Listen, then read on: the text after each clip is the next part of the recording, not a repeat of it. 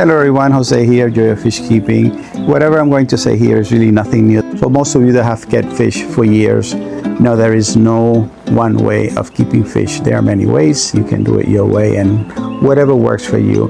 But often I see comments and opinions and suggestions, and I'm always keeping the new fish keepers in mind. There was a recent one that I said, let me do this video. There was one thing that one person asked an opinion about his plant's health and everything else, and one said, well, what you're doing wrong is where's your aqua soil and where is this and where is that. And there is no one way and one perfect way to keep plants. Now, who is to say that aqua soil, or for the dirty plant crews out there, nothing against dirty tanks, but it's just one thing that it is not for me for multiple reasons.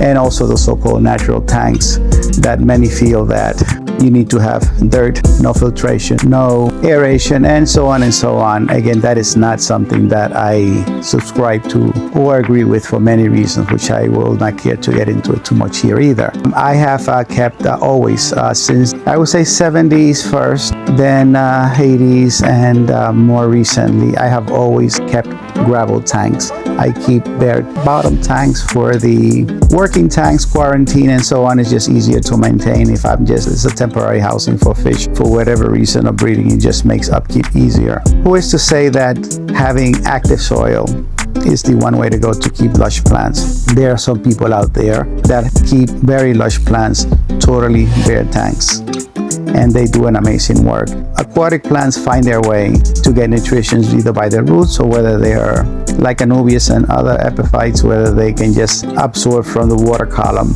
You can do well, and you do not necessarily need any kind of active soil.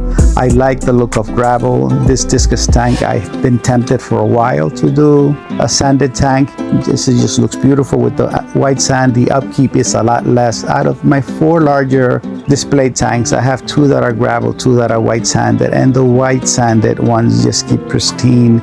Rarely do I have to do any kind of vacuuming. Right now, you're looking at the 120-gallon tank. This was somewhere around the time of the pandemic. Very heavy planted, occasionally root feeding, occasional water column feeding. These were all small tanks there. Then I decided just to transition the tank to discus, and I removed most of the large amount of rocks that I had there. One of my sons said, Dad, if you want to keep fish, you want to look at the fish. It was just so heavily planted, but I enjoy the plants as much as I enjoy the fish. So the tank went through a major transformation to what it is now that you're looking at this tank right now. I do have some rooted plants there, some tiger lotus that do amazing, and I'm cutting leaves every week out of it, and also some other stem plants there, some cribs that I have been cutting and transplanting to other and just keep reducing it. Again, and occasional, every few months I may add a root tab or 2, and I do occasionally if I like the Seachem product, and I just feed intermittently. Recently I have found that if I was keeping to the schedule, I was getting some brown algae of just excess nutrition. But again, even when I am not root feeding or I'm not doing any kind of water column feeding, the plants are luscious in my tanks, as you can see some of them. I cannot say that, or do I agree that you have to have some sort of active soil in order to get good plants grow. I like the look of gravel. I like the support that it gives. This is a 60-gallon tank that you're looking at it again. There are some rooted plants there.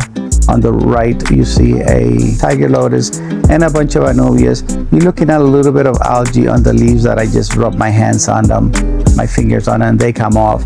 And I just backed off on the water column feeding, and that seems to have done the trick. So again, whenever you have algae formation, is either too much light, which I managed at 6 hours, it seems to be the trick. Too much nutrients in the water, it's certainly a source of algae. I do CO2 injections on 3 of the 4 display tanks, although some of these plants don't need them, but they certainly do a lot better when I'm injecting CO2. So that is something that it's up to you. This is again my choice. You keep the tanks however you want to keep them. But just again, the other thing is, yesterday, a couple of days ago, I was watching an interview of Joey of King of DIY and Rachel O'Leary. I will put the images on the screen. If you know these people, they have been in YouTube scene and fish keeping hobby for a long time. I respect Rachel for her knowledge, and she has unfortunately had taken some time off, disappeared for a while for health reasons. And Joey asked her, Joey, King of DIY, asked her one thing: if there was one thing that you would remove out of a fish keeping hobby, what would that be? She thought about briefly and she says, no water changes. That is the one thing that I would remove from the hobby if it was possible, because the belief of these people who call natural tanks, look at these tanks, will you call them natural? I would say they're natural. They have living fish that are very healthy. They have living plants that are healthy, clean, healthy water. And I do 80% water changes in all my tanks without any fish death. They're used to that. Fish like water change. Nature does water changes, whether it's a stagnant body of water that you think there's no water moving, there is some sort of water exchange. So the whole idea that you're going to keep living things in a swamp tank, as a friend of ours likes to call them, fish like water change. Fish look happier when you do the water change. The plants certainly appreciate it.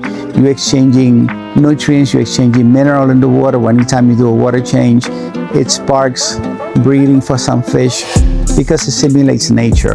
You do not have nature in a glass box, no matter what you say. Keep the way you want to keep fish, but just, I hate when I hear a natural tank in a closed system. It is nothing natural about 4 walls, 5 walls of glass, if you include the bottom tank, and call something natural or trying to keep something as natural as you can. Nature is nature, and we can try to duplicate it, but you cannot call natural tanks natural. They're not. It's a closed system. It's a glass box. So enjoy your fish no matter how you enjoy it. But this was just a passing thought in my mind that you do not need anything special to keep plants. They find their way, they do the thing, they adjust, and they just thrive. Sometimes whether you like it or not, they will do well. Sometimes they won't do well. But again, enjoy your hobby. It's a lovely hobby. I love the plants and I love the fish. In conclusion, don't let anybody tell you that you need this or you need that to grow healthy, luscious plants. At some point back, I had seen some videos, read some things that plants, rooted plants in sand do not do well because they compact any inert soil. You need to supplement the plants as you need to feed your fish. This particular 60-gallon tank, I have this tiger lotus that's doing well. I have to, again, constantly trim. There's a bunch of anubias that do not need to be rooted, obviously, and there's some rooted plants back there.